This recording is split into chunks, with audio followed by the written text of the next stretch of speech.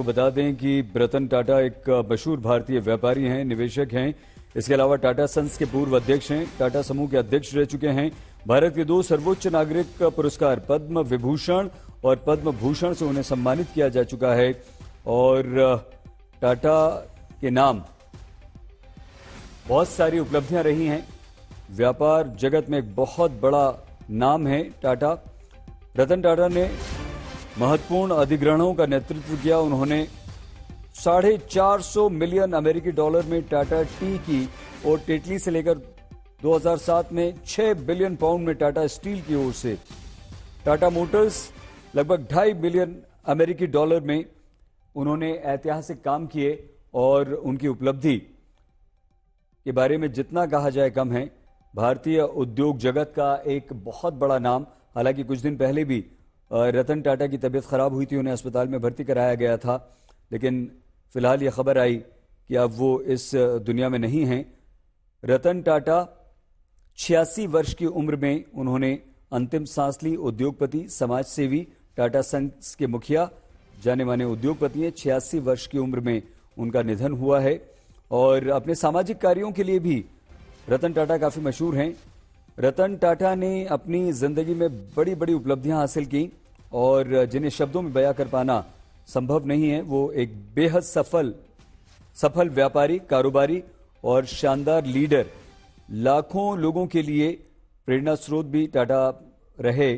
राष्ट्र निर्माण में रतन टाटा का योगदान भी नकारा नहीं जा सकता।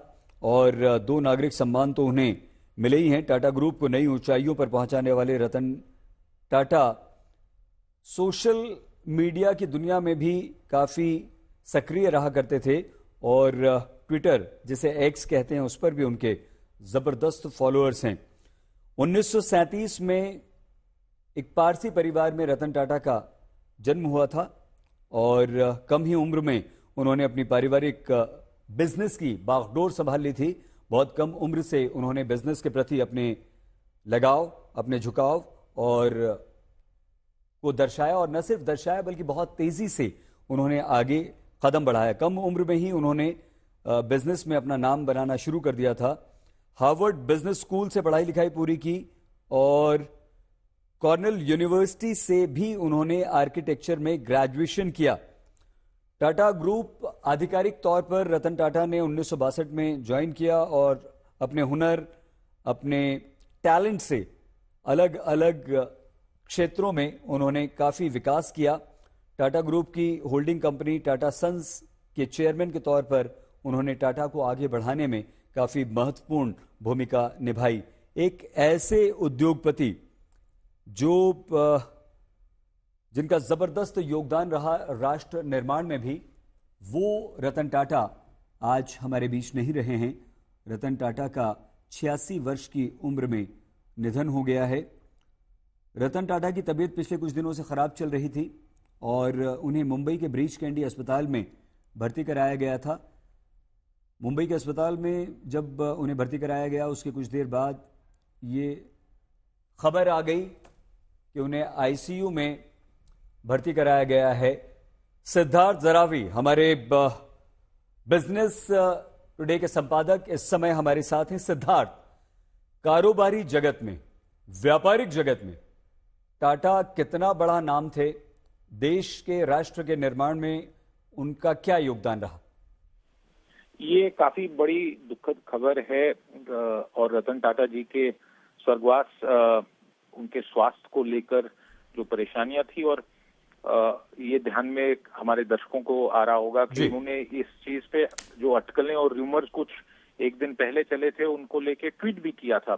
परंतु अभी कुछ समय पे आधिकारिक रूप से टाटा सन्स के जो चेयरमैन हैं एन चंद्रशेखर, उन्होंने स्टेटमेंट इशू की है।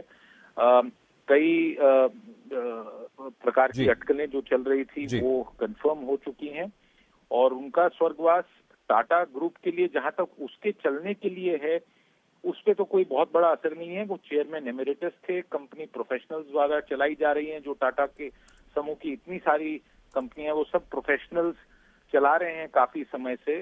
परंतु भारत के उद्योग जगत के लिए, मेक इन इंडिया के लिए और ना केवल देश बट पूरी दुनिया में टाटा का जो एक प्रकार का ब्रांड था वो इंडिया की इंडस्ट्री और बिजनेस का भी एक ब्रांड माना जाता था। इस कारण काफी बड़ी क्षति है जहां तक बिजनेस इकोनॉमी का क्षेत्र है हमारे देश के लिए।